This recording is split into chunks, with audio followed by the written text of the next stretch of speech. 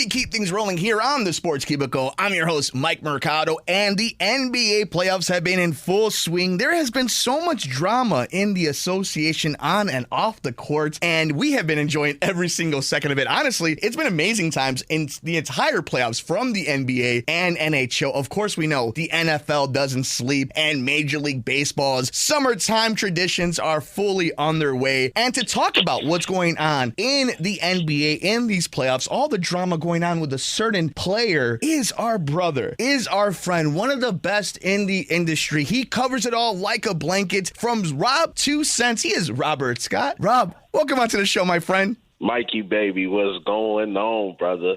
Oh, just amazing basketball between Anthony Edwards and Nikola Jokic. And, of course, LeBron James going back to Cleveland and sitting in the front row. So much to talk about. I think we should start there, right? Like, talk about the drama off the field before we get onto what's going on the court. So LeBron was at that Cleveland Cavaliers game. And it was a very interesting sight to see the way the fans really were clamoring to see him and even the return. We know every team in the association, right, would love to see LeBron play for their team. Yeah. But the conversation started, right? Everything that's going on with Bronny, everything that's going on with LeBron, and everything that's going on with the way the Lakers are set up. When you saw that image, when you saw that video, when you saw that game, and LeBron is at Cleveland, and the way Cleveland's eliminated from the playoffs, how do you feel this has set up, before we get to Bronny, for LeBron in this coming up offseason? You know what? It gets the mind going, right? Because we know LeBron's time is coming to an end very soon. And we've known him to be someone of who has like a sentimental value. You know what I mean? And I think Cleveland holds a sentimental value to him. But that's home. He was able to bring them a ring. We know, things ended sour the first time. He came back home, won them a ring, gave Cleveland the storybook ending. And I think it would be a storybook ending to see LeBron go back and try one more time to give Cleveland the last hurrah before, the cowboy rides off in the sunset. So it definitely got things going, the conversation's going, because nobody was really talking about LeBron. And as you mentioned, you see him front and center with Savannah, with Rich Paul, and we all know what Rich Paul can do in the way he moves around, CAD to the Lakers. Now the conversations get going, Mike. So is it beyond maybe LeBron going to Cleveland, and you're saying Rich Paul, we all seen what he can do. You mentioned Anthony Davis, but everything before that and all the moves they make off the court when it comes to being entrepreneurs and it comes to being businessmen. But Donovan Mitchell on the Cavaliers, and we don't know what his status may be. There's always been the rumors, and there's always rumors about some superstar going to the Miami Heat because of Pat Riley and Spoelstra. But let's just say for this conversation, because of who we've seen on the court and who was off the court on the stands in that specific game, can it be a bigger play where it's not that LeBron is looking to go back home? Maybe part of it is a scouting trip to see if you could get Donovan Mitchell onto the Lakers, making some type of maneuver while also trying to get in the good graces of the Cavaliers to try to find a landing spot for Bronny, try to take care of all these different things that LeBron is juggling right now. You can go that way, and that's the joy of seeing LeBron just do something that's going, to a place that's familiar to watch a game, because like I said, it's going to get the mind going. I don't know if you, of course you're always looking to get better talent, but, and this is not a crack at Donovan Mitchell, but, you can go look to see more talent out there, especially, too, because of Donovan Mitchell's injury history. Of course, he gets injured later in the playoffs, and now he's not available, and they get eliminated. So, I think really he's just back home. He's enjoying the game. Cleveland is in his heart.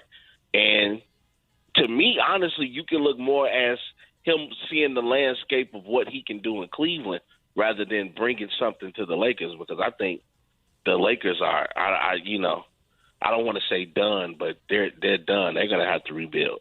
I was finding it fascinating, and we can actually get on the court now because I think the Bronny conversation is going to be a long one. I think there's going to be a lot of pressure on this young man. I think they didn't do him any favors by expediting this. I think he could have afforded some time in college. I think he has an opportunity to play in the NBA. He's a smaller guard, a smaller point guard, even though he's got like longer limbs, but I think they did him a disservice. But I think LeBron does this a lot. Hey, if you get my friend to do this, I'll join your team, or I might consider this. Right? And LeBron's just going to do what LeBron does. Whatever LeBron wants to do, that's what he's going to do. So I don't know how much of an impact that's actually going to be. But on the court, LeBron being in Cleveland, the Cavaliers being bounced by the Celtics, it's interesting to me because this whole conversation of him going back to Cleveland, how big of a difference would it have made? Because to me, this is the idea of where the Eastern Conference is right now. It's been an awesome series, a fun series between the Knicks and the Pacers, and we'll see how that one plays out. But the Celtics, to me, are a double-edged sword. If they play their best game, it's not going to be entertaining basketball unless you're a Celtics fan, because they're going to blow you out. But if it is a competitive game and they're not playing the way they're supposed to, they're not going to win close games. So I wonder what LeBron could have done in that situation, because it's such an extreme on either side of the way they play. How big of an impact will LeBron have done, and what have you seen in these Eastern Conference playoffs so far?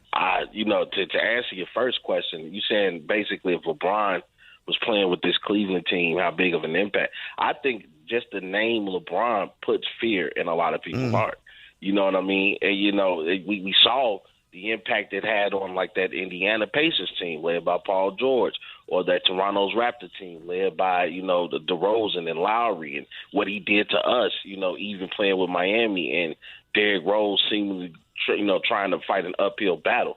Like, you got to look at that. LeBron, they know that LeBron knows what it takes to at least get to the finals, and he knows what it takes to win. He's won 4 of them.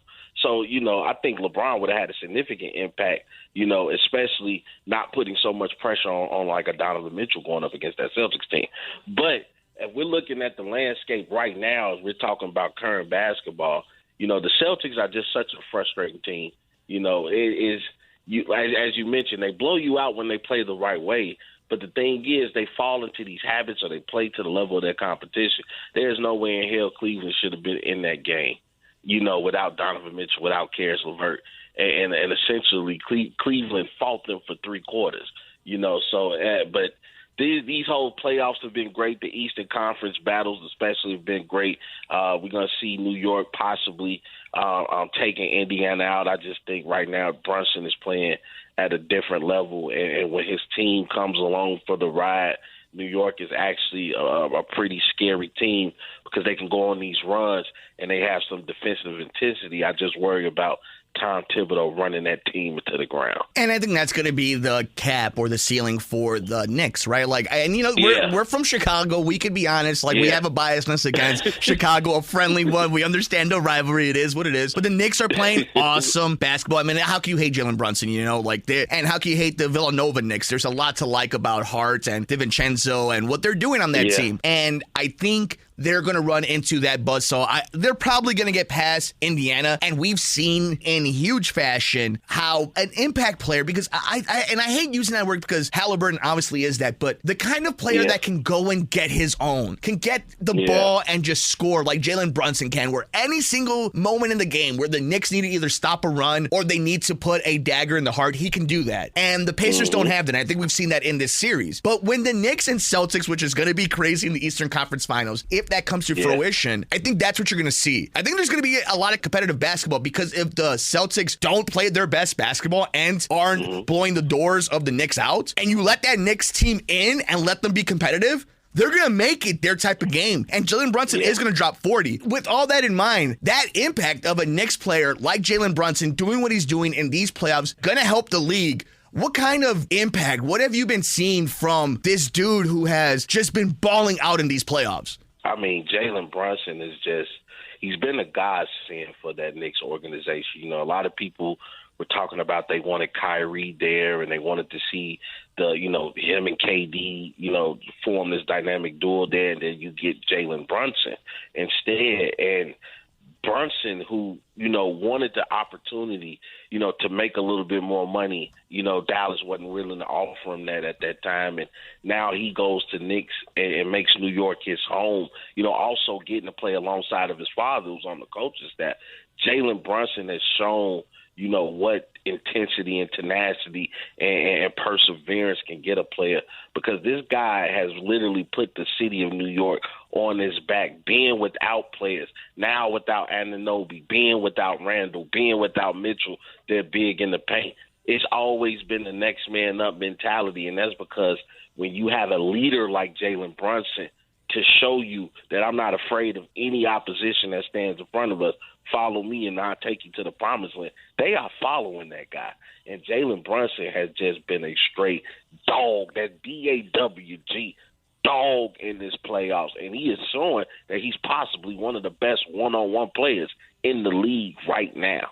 One of our favorite times of the year when our friend from Rob's 2 Cents, Robert Scott, joins us, breaking down everything that's happening in the NBA on and off the court. It is the NBA playoffs, so vibes are good. And Robert, we moved to the Western Conference because you talk about dogs and you talk about people that got that dog in them. Anthony Edwards and what the Minnesota Timberwolves have been doing. Joker is that dude. And I think over in that Thunder Maverick series, there are just so many stars in the NBA. And I think before we actually break down what's happening in them, this is a perfect example to me, the Western Conference. So many stars, so many intriguing matchups. And yet, I think people aren't enjoying the games because the games, there have been some close ones, but the NBA is suffering from that double-edged sword. We're talking about Boston, where teams are just getting blown out and the games aren't competitive. And a lot of it is because of the way basketball is played these days. But we just need to acknowledge that, because with that being said, the idea of a Game 7 for the Timberwolves and Nuggets and the potential Game 7 of a Mavericks Thunder, I think the Western Conference has all the making of an awesome finale to get to the conference finals. Yeah, for sure. First of all, Anthony Edwards. I apologize, ladies and gentlemen. Stop it. No, you didn't. Look. I wasn't jumping on that train at first either. I'm like, man, this kid got a lot to prove. But, man, if you don't see that 90s vibe in him, that attitude, the way he talks his talk, and the way he go out there and walk that walk. I mean, Anthony Edwards has been a dog. And then, of course, you can never, deny the heart of a champion in Nikola Jokic, 3-time MVP, once again having his team in a position to win. And the Joker, regardless of what happened yesterday, I think just, Minnesota came out, just with a lot of energy. But I told people from the get-go, this is going to Game 7 because these teams are fighting right now. And if you look on the other side of the spectrum, you look at Dallas, Luka, once again, being right there in the middle of that conversation, putting that team on his back, what Kyrie has been able to do with the Mavericks versus an OKC team who fought very, very hard to be the best team in the Western Conference. Nobody's seen this coming. SGA, Shai Gilgeous-Alexander, an MVP candidate, out there putting these boys on his back. And now you look at what can possibly be one of the greatest Western Conference finals we've seen in a while, because we're talking about 4 teams that go out there and get it done. I mean, top, teams in the Western Conference, Dallas, wasn't looking that good earlier on, start to catch fire in the end, and seeing this dynamic with Luka and Kyrie. I mean, this has just been amazing basketball. And I know it's been blowouts,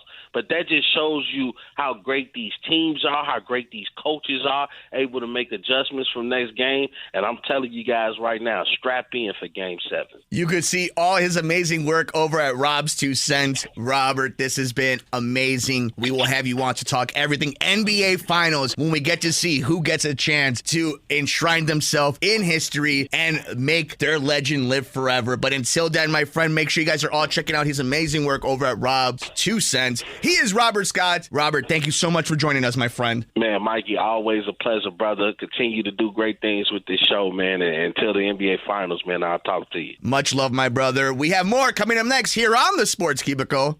I'm Mike Mercado.